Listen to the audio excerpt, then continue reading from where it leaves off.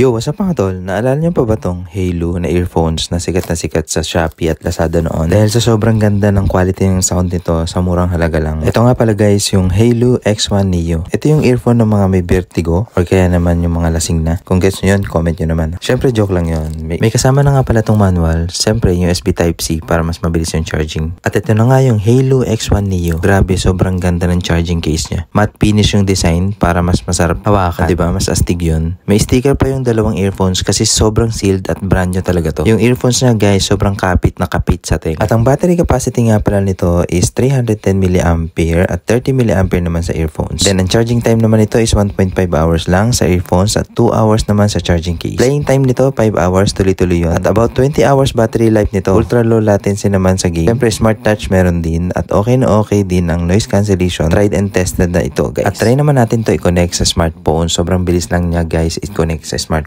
Any smartphones device na may Bluetooth, okay na okay siya. At okay na okay din ang kanyang smart touch control. Meron din play and pause music, skip track forward, skip track backward, turn on and off yung gaming mode nito. Diba ang stig nun guys? Tapos answer and end call, tsaka reject calls meron din. At guys, may LED indicator din to na ilaw dun mismo sa earphones tsaka dun sa charging case niya. Para malaman natin kung pwede na siya i-charge or lobat na siya or malolobat na siya. Diba ang stig? So yun guys, kung trip nyo to guys, click nyo na yung yellow basket yan sa taas ng pangalan ko and then check out nyo na. Makuha nyo itong sobrang gandang Halo X1 Neo True Wireless Earbuds. Thank you!